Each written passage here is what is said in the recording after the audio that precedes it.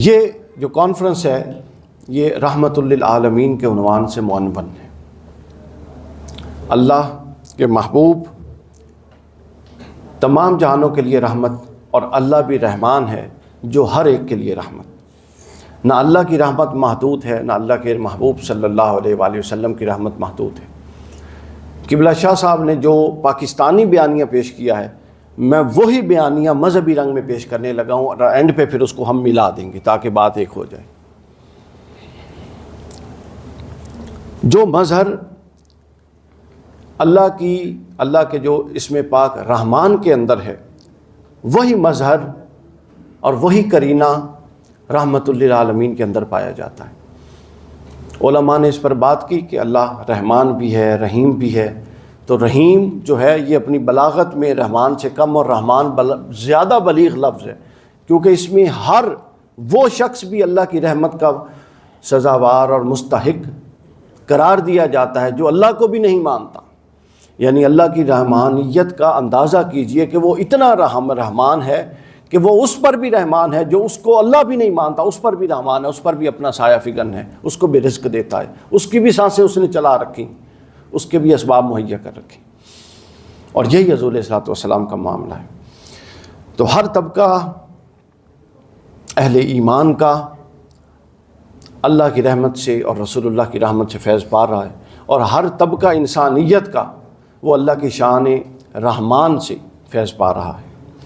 ہمارے ہاں ہمارے معاشرے میں، اس یونیورسٹی میں، یا جو پچھلی ماضی میں 2-4 دن پہلے مجالس ہو چکی ہیں، 2 طبقات ہیں۔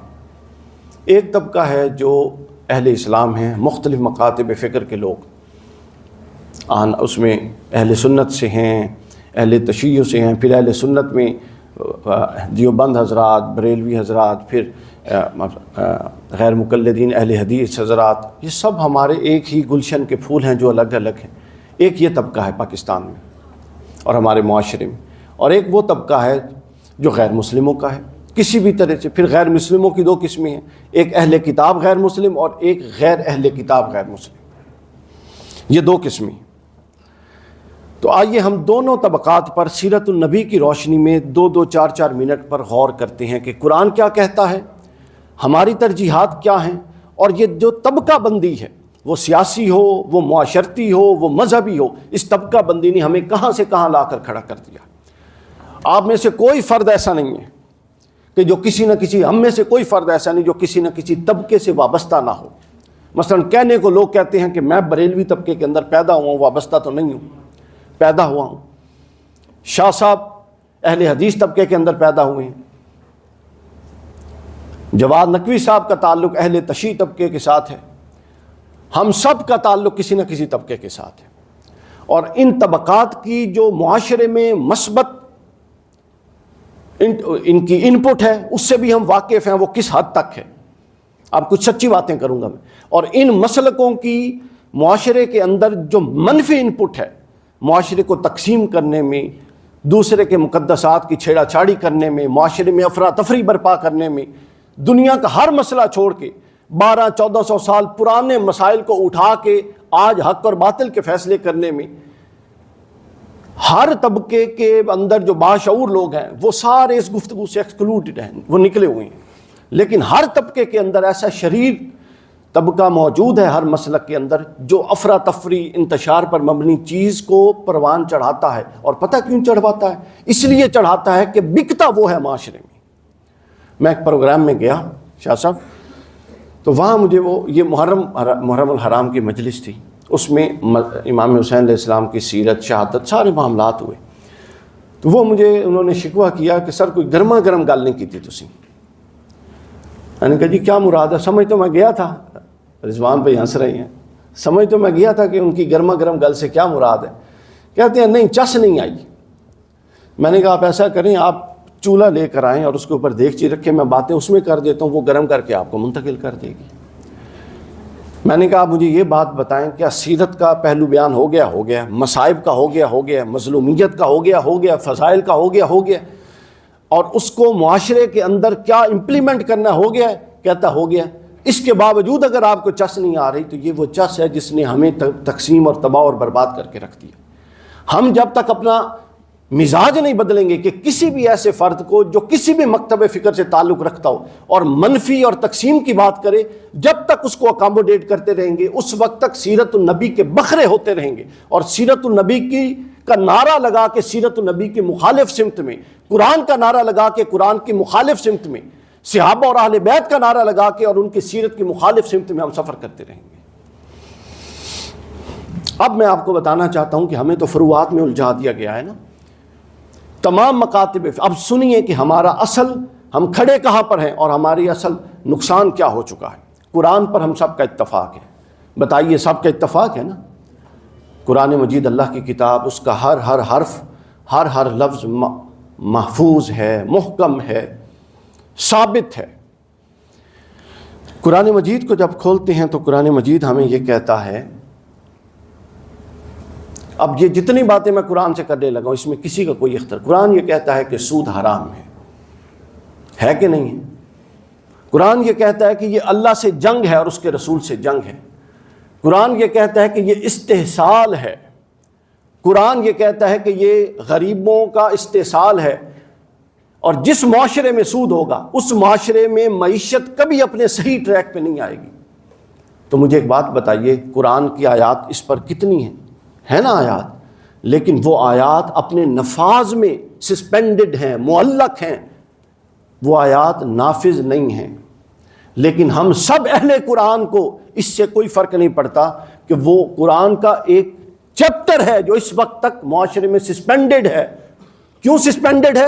چونکہ وہ ایک انوائرمنٹ چاہتا ہے، ایک ماحول چاہتا ہے جس ماحول میں اس کو ایگزیکیوٹ کیا جائے، اور ہم اپنی انفرادی قوت ایک دوسرے کے خلاف لڑا کے اور ایک دوسرے کے خلاف لگا کے اس انوائرمنٹ اور وہ معاشرہ قائم نہیں کر سکے جس معاشرے میں قرآن کا یہ چیپٹر ایگزیکیوٹ ہوتا۔ اس وجہ سے یہ چیپٹر ابھی تک سسپینڈڈ ہے۔ آگے چلیے، قرآن مجید کہتا ہے چور کے ہاتھ کاٹے جائیں گے، کہتا ہے کہ نہیں کہتا؟ بتائیے، کیا ہمارے ہاں یہ ہوتا ہے؟ یہ حکم سسپینڈڈ ہے، یعنی ہم وہ مسلمان جو ایک دوسرے کی گردنیں کاٹ رہے ہیں، اور وہ قرآن جس پر ہماری بنا اور بنیاد ہے اس کے کتنے احکام ابھی تک سسپینڈڈ ہیں، معطل ہیں ایک اسلامی معاشرے میں، اور ایک ایسی ریاست میں جو قرآن کے اور رسول اور اللہ کے نام پر لی گئی، اور ہماری جبینوں میں شکن تک نہیں آتی، ہمیں کوئی اضطراب نہیں ہے، ہمیں کوئی پریشانی نہیں ہے۔ ہمارا آدھے سے زیادہ قرآن جو ذاتی اور انفرادی نوعیت کے احکام ہیں وہ ایگزیکیوٹڈ ہیں، لیکن جو سوسائٹی، معاشرہ اور اجتماعی نوعیت کے احکام ہیں وہ سب سسپینڈڈ ہیں۔ بجائے اس کے کہ ہم اپنی قوتوں کو مجتمع کر کے آگے چلیں، ہم تقسیم در تقسیم کی گیم کا شکار ہوتے جا رہے ہیں۔ ہمارے ہاں چور کے ہاتھ نہیں کاٹے جاتے، وہ آیت سسپینڈڈ ہے، معطل ہے، حکماً معطل ہے، یعنی اس کا حکم ہمارے معاشرے میں لاگو نہیں ہے۔ وہ کس نے کروانا ہے؟ کیا قرآن ہمارا گریبان نہیں پکڑے گا کہ تم ساری رات ایک رات میں کھڑے ہو کے شبینہ پڑھ دیتے تھے اور ہر سال تراویحوں میں پڑھتے تھے اور لمبی تقریریں کرتے تھے؟ تو میں تو اس لیے آیا تھا کہ مجھ پر عمل کیا جائے، اور میں نے تو کہہ دیا تھا جو مجھ پر عمل نہیں کرتا اور جو اپنے فیصلے میرے مطابق نہیں کرتا وہ فاسق بھی ہے، ظالم بھی ہے اور بالآخر کافر بھی ہے۔ لیکن ہماری اس طرف توجہ نہیں ہے بطور قوم اور بطور معاشرہ۔ پھر اس کے بعد ہم قرآن سے پوچھتے ہیں تو قرآن کہتا ہے جو زانی ہے اس کو کوڑے لگاؤ۔ آپ لوگوں کی توجہ ہے؟ کیا ایسا ہے؟ قرآن کا یہ حکم معطل ہے عملاً، تو ہم نے کیا آگے چلنا ہے؟ ہم تو اپنی بنیادی کتاب کے بنیادی احکام جس معاشرے میں پوری طرح سے ایگزیکیوٹ نہیں کروا سکے، تو اس سے وہ قرآن کے ثمرات کی توقع ہم کیسے کر سکتے ہیں؟ کیوں نہیں ہے؟ چونکہ یہ حکم ہم سے ایک معاشرہ چاہتا ہے، اس معاشرے میں ایک نظم چاہتا ہے، اس نظم میں قرآنی احکام کی بالادستی چاہتا ہے۔ ہم وہ معاشرہ بھی نہیں دے سکے، وہ نظم بھی نہیں دے سکے اور وہ بالادستی بھی قائم نہیں کر سکے، تو پھر ہم مسلمان معاشرہ بھی ہیں۔ ٹھیک ہے مسلمان معاشرہ ہیں، لیکن ہماری جو رفتار ہے وہ درست سمت میں نہیں جا رہی، سفر غلط سمت میں ہے۔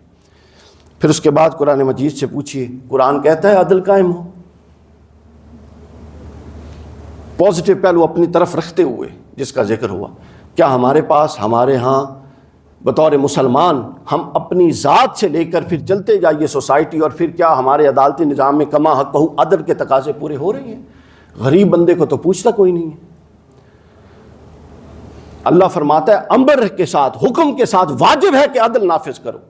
ہمارے ہاں عدل کا نفاذ نہیں ہے، صفر ہے۔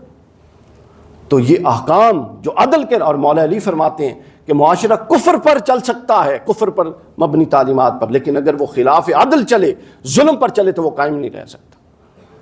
تو یہ احکام عدل جو ہیں یہ سسپینڈڈ ہیں ہمارے معاشرے میں اپنے نفاذ کے اعتبار سے، اس نفاذ کے اعتبار سے میں کہہ رہا ہوں، یعنی ان کو کب نافذ کرنا ہے۔ ہمارے کتنے جلسے ہیں، ہمارے کتنے جمعے کے خطابات ہیں جو قرآن کی روشنی میں معاشرہ زیر بحث لاتا ہے۔ معاشرے کی خرابیاں ہم قرآن کی روشنی میں زیر بحث لاتے ہیں۔ ہمارے تو چکر ہی اور ہیں، ایک طبقہ نور و بشر پہ لڑ رہا ہے، ایک طبقہ اب پہلے نور و بشر پہ لڑوایا 40 سال۔ میں عرض کر رہا ہوں جو سمجھدار لوگ ہیں ان کو نکال کے، جو سنجیدہ لوگ ہیں ہر مکتب فکر کے ان کو نکال کے 25 30 40 سال نور و بشر اور علم غیب پہ لڑوایا، اور اب پچھلے 5 سال سے جب وہ پرانا ہو گیا سودا اب نہیں بکتا، اور اب افضلیت ابو بکر و علی پر لڑوا رہے ہیں۔ یعنی ایسا کچھ نہ کچھ اٹھا دیا جاتا ہے جس کے یہ جذباتی مذہبی لوگ شکار ہو جاتے ہیں۔ یہ سب مخلص ہیں مگر جذبات میں شکار ہو کے اپنی اس صلاحیت اور اپنے اس مال اور اپنی اس استعداد کا منفی استعمال کرتی ہیں۔ علامہ اقبال رحمۃ اللہ علیہ نے پتہ کیا فرمایا تھا؟ وہ ولی تھا، دور تک دیکھتا تھا۔ علامہ نے کہا تھا اے کہ نشناسی خفی راز جلی ہوشیار باش، اے گرفتار ابو بکر و علی ہوشیار باش، کہ وہ شخص جس کو موٹی اور باریک چیز کے فرق کا بھی ابھی صحیح پتہ نہیں، اس کو اس چکر میں پھنسا دیا گیا ہے کہ تو بتا ابو بکر بڑا ہے کہ علی بڑا ہے۔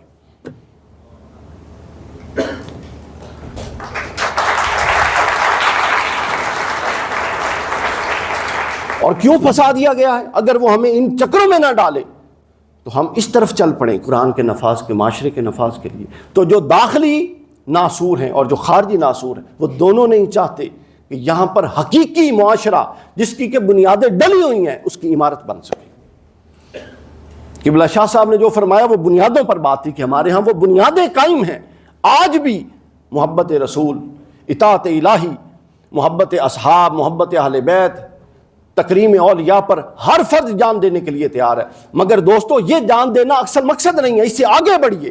جان دینا یہ ہے کہ اگر آپ کو قرآن، رسول، صحابہ، اہل بیت، اولیاء، ان کی سیرت اور ان کے دیے ہوئے پیغام کے نفاذ سے تعلق نہیں ہے تو ان کی محبت واللہ عالم، اب اس پر حکم تو میں نہیں لگا سکتا، لیکن آپ خود اس کی پوزیشن دیکھ لیجئے کیا ہوگی۔ پھر آگے چلیے، قرآن نے مال ناحق باطل طریقے سے کھانے پر کیا وعید سنائی ہے؟ کیا ہمارے ہاں کرپشن نہیں ہے؟ وہ احکام قرآنی سسپینڈڈ ہیں اپنے حکم، اپنی ایگزیکیوشن کے اعتبار سے، وہ کس نے نافذ کرنے؟ یہ ایک پورا چیپٹر ہے، بدقسمتی سے یہ ایک پورا چیپٹر ہے۔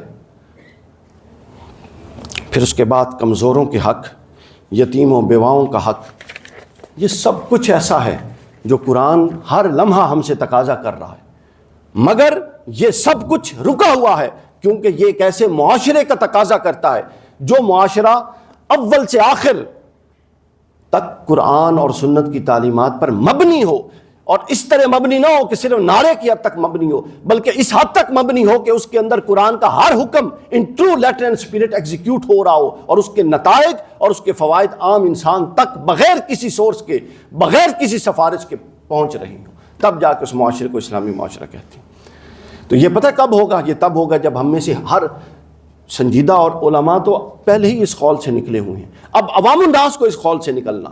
کسی بھی مکتب فکر کا کوئی ایسا بندہ جو منفیت پر مبنی گفتگو کرے، جو منفی بات کرے، جو تفرقہ کی بات کرے، اس کے آگے اٹھ کے ہاتھ اٹھا کے واہ واہ کرنے اور اس پر پیسے پھینکنے کی بجائے اس کو ممبر سے پکڑ کے گھسیٹ کے مجلس سے باہر پھینکا جائے۔ یہ کام اگر آپ لوگوں نے نہیں کرنا تو کس نے کرنا ہے؟ ایک بندہ بھی کھڑا ہو، کئی بے ضمیر ہم میں سے کوئی نہیں ہے، سب کے اندر ضمیر ہے لیکن خاموش ہو جاتے ہیں۔ ایک بندہ جرأت کرے تو آپ دیکھیے کیسی فضا بدلتی ہے۔ یہ ڈریں گے جو فطرہ پرور مولوی اور ذاکر ہیں، یہ ڈریں گے مجلسوں میں آنے سے کہ کوئی پکڑ کے ہمارے جوتے نہ مارے وہاں پہ۔ یہ آپ لوگوں نے تبدیلی لانی ہے، اور کسی نے باہر سے تبدیلی نہیں لانی، آپ لوگوں نے لانی۔ اس کے لیے آپ کو تھوڑا اپنا جو مذہبی تصور ہے اس کو تھوڑا ماڈریٹ، بیلنس کرنا پڑے گا، اکاموڈیٹ کرنا سیکھیں دوسروں کو۔ اس بات سے نکل آئیں کہ سارا حق ہی میرے پاس ہے اور باقی کلیتاً باطل ہے۔ یہ وہ ٹیکے ہیں جو ہمیں چھوٹے ہوتے ہوئے لگا دیے گئے ہیں کہ ہر طبقہ، ہر بندہ یہ سمجھتا ہے کہ سارا حق صرف اور صرف میرے پاس ہے، میرے علاوہ سب باطل پہ کھڑے ہیں۔ ایسا نہیں۔ اگر ہر کوئی یہ سمجھنے لگ جائے تو پھر جو غیر مسلمین ہیں وہ بھی یہی سمجھتے ہیں، تو پھر ان کی بات بھی مانی جائے۔ تو لہٰذا یہ اس وقت ہوگا جب ہم اس کی موومنٹ چلائیں گے، اکاموڈیٹ نہیں کریں گے۔ غلط بات کرنے والے کو کہیں گے نہیں جی آپ آئے ہیں، پازیٹیو بات کریں، اپنا پیغام دیں اور جائیں۔ پاکستان اس وقت بنے گا، پاک سرزمین اس وقت بنے گا۔ علامہ اقبال کے قائد اعظم کے پاس کوئی شخص گیا تھا، پاکستان کا نام ڈیسائیڈ ہو رہا تھا۔ یہ شاہ صاحب کی برکت سے مجھے بھی ایک پاکستان کے حوالے سے بات یاد آ گئی۔ چودھری رحمت علی نے، بہت سارے نام تھے اس وقت، یہ نو آبادیاتی نظام آیا تھا نیا، تو استان کے لاحقے کے ساتھ بہت سارے بن رہے تھے ملک، قازقستان تو اور ازبکستان، اور تو اس طرح نا پاکستان اس طرح کا ایک نام لے کے حضرت قائد اعظم کے پاس کوئی پہنچا تو انہوں نے کہا اس کے درمیان آئی لگا لو۔ انہوں نے کہا آئی فار وٹ؟ انہوں نے کہا آئی فار اسلام۔ تو پاکستان قائد اعظم کس تجویز پر بنا کہ یہ جو پاک سرزمین ہے یہ اسلامی سرزمین تب بنے گی۔ ابھی تزکیہ پر شاہ صاحب نے بھی بات کی، یوسف خان صاحب نے بھی بات کی، تو تزکیہ آپ نے کیا صرف اپنے تزکیہ ٹھیک ہے اپنی ذات کا بھی کرنا ہے، اپنے نفوس کا بھی کرنا ہے، تو کیا اپنی دھرتی کا تزکیہ نہیں کرنا؟ جس طرح ذات کا تزکیہ یہ ہے کہ آپ کے اندر سے اعمال بد نکل جائیں، اسی طرح دھرتی کا تزکیہ یہ ہے کہ ہر فتنہ پرور کو دھرتی پر، زمین پر جگہ ہی نہ دی جائے اور اس کو اٹھا کے دوسری طرف پھینک دیا جائے، یوں زمین کا بھی تزکیہ ہو جائے گا اور پاکستان میں وہ معاشرہ قائم ہوگا جو معاشرہ قرآن و سنت کا متقاضی ہے، تقاضا ہے جو۔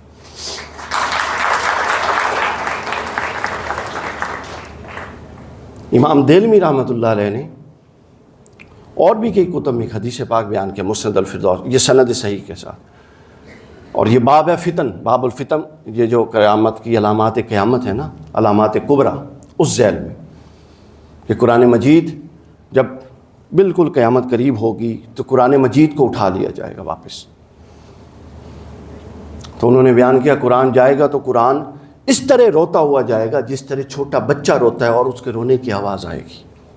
وہ پہلے آسمان پہ بھی اللہ کو بلائے گا، دوسرے آسمان پہ اللہ تعالیٰ کو پکارے گا، حتیٰ کہ پکارتا پکارتا قرآن جب 7ویں آسمان پر پہنچے گا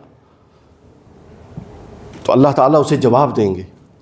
اللہ فرمائے گا کہ تجھے تو میں نے زمین پر نازل کیا تھا لوگوں کی ہدایت کے لیے، تو واپس کیوں آ گیا؟ حالانکہ اللہ نے خود اٹھایا، اللہ جانتا ہے، لیکن اللہ تعالیٰ کا یہ طریقہ کار ہے۔ تو اللہ تعالیٰ پوچھے گا واپس کیوں آ گیا؟ تو قرآن کہے گا اب یہ جو قرآن مجید اللہ کی بارگاہ میں فریاد کر رہا ہے، یہ فریاد ہم میں سے ہر بندہ اس کا گریبان قرآن قیامت کے دن پکڑے گا۔ ہم نے تو اپنی مرضی کے شفاعت کے تصور بنائے ہوئے ہیں نا، ہر ایک کے پاس حضور کی بھی شفاعت ہے، ہر ایک کے پاس قرآن کی بھی شفاعت ہے، ہر ایک کے پاس جنت کے ٹکٹ ہے۔ یعنی جب قوم بے عمل ہوتی ہے اور وہ عمل سے جی چرانا چاہتی ہے اور وہ کرامات اور ماورائی تصورات مذہب کو اپنا لیتی ہے تو پھر پیچھے یہی رہ جاتا ہے کہ دل کو بھی تو کسی چیز سے مطمئن کرنا ہے نا، اس کے لیے چند ایک خود ساختہ تصورات رکھو، اس کی بنیاد پہ ذہنی طور پہ سب جنت میں رہو۔ تو قرآن مجید کہے گا کہ اللہ میں اس لیے واپس آیا ہوں کہ یقرأ ولا یعمل بی، پڑھا جاتا تھا مگر کوئی مجھ پر عمل کرنے والا نہیں رہ گیا تھا، اس لیے میں واپس آ گیا ہوں۔ تو یہ قرآن مجید کا شکوہ ہے طلباء گرامی، اور اس میں سے ہم میں سے ہر بندہ قرآن کا گناہ گار ہے، کیونکہ ہم میں سے ہر ایک قرآن کا مخاطب ہے الگ الگ، ہم میں سے ہر ایک پر قرآن مجید رسول اللہ کی وساطت سے پہنچ چکا ہے۔ اور علامہ نے کہا تھا کہ تیرے وجود پر جب تک نہ ہو نزول کتاب، گرا کشا ہے نہ رازی نہ صاحب کشاف۔ اب یہ قرآن ہر آیت ہم سے ایک الگ تقاضا کر رہی ہے، اور ہم کتنی آیات کے تقاضوں کے مطابق چل رہے ہیں اور کتنی آیات کو پس پشت ڈال کے بیٹھے ہیں۔ اور ایسے لوگ بھی ہیں سال ہر سال گزر جاتا ہے ہم میں سے کئی بھائی بہن پورا سال میں سے ہماری یہ عادت ہی نہیں ہے پورا قرآن سال میں ہی ختم نہیں کر. زندگیاں گزر گئی ہیں, کئی ایسے لوگ ہیں 20 25 40 سال انہوں نے قرآن ہی ابھی تک ترجمے سے سمجھ کے نہیں پڑھا, لیکن عاشق رسول سب ہیں. تو لہٰذا عشق کی ڈیفینیشن کو تھوڑا ریڈیفائن کیجیے.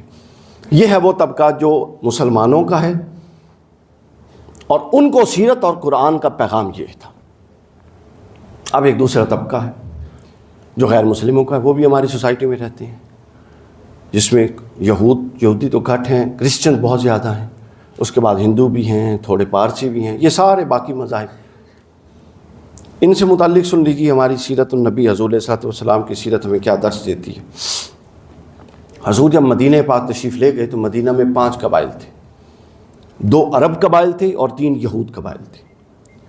اوس اور خزرج جو تھے یہ عرب تھے, اور بنو کینکا, بنو نذیر اور بنو قریظہ یہ یہود قبائل تھے. حضور علیہ الصلوۃ والسلام نے اب 2 طبقے تھے وہاں پر بھی. سیرت النبی کی جامعیت دیکھیے کہ وہاں بھی 2 طبقے, یعنی غیر اپنا کفار و مشرکین میں, نان بلیورز میں یا نان مسلمز میں 2 طبقے, ایک اہل کتاب غیر مسلم اور ایک غیر اہل, دونوں وہاں پر موجود ہیں.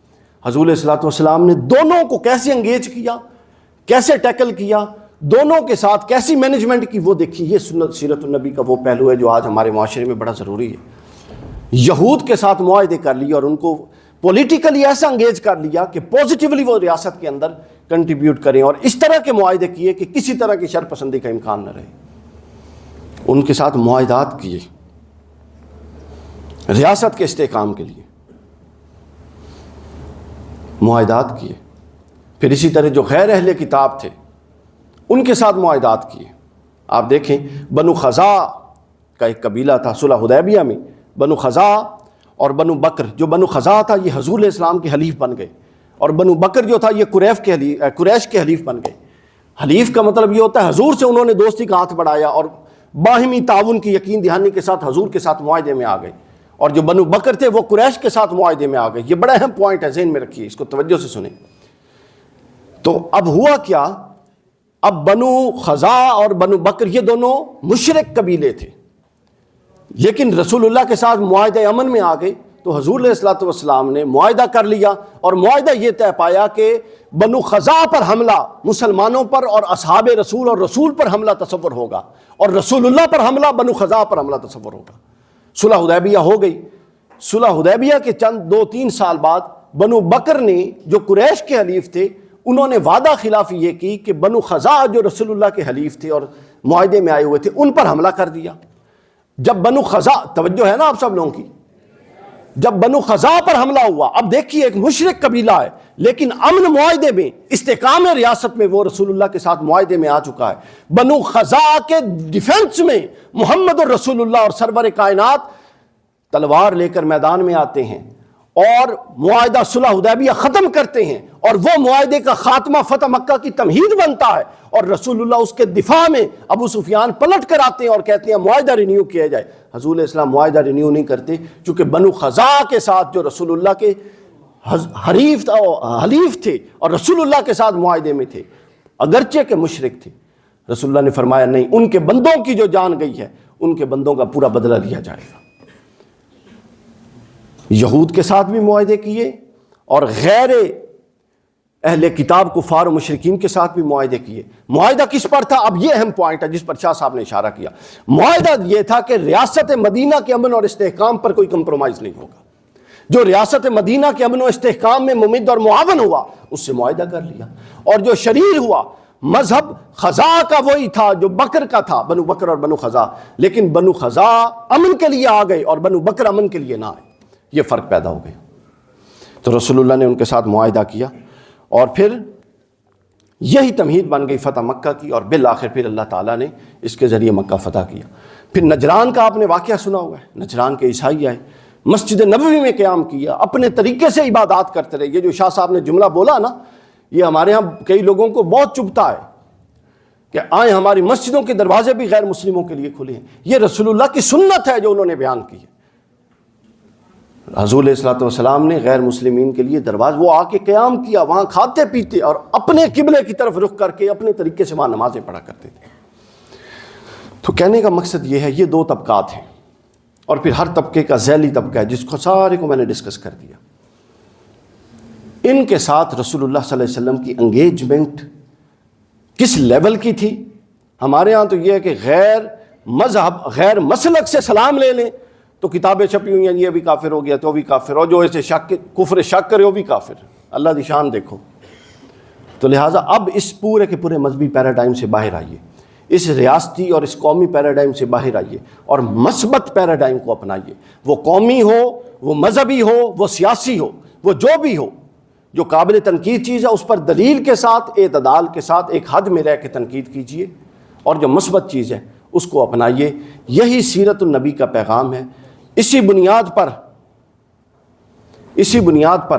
ہم پاکستان کو وہ پاکستان بنا سکتے ہیں جس کو بنانے کا خواب دیکھا ہے، اور اسی بنیاد پر ہم سیرت النبی صلی اللہ علیہ وسلم کے اس مقصد کی طرف پیش قدمی کر سکتے ہیں جس کے لیے حضور علیہ الصلوۃ والسلام کی بعثت ہوئی تھی.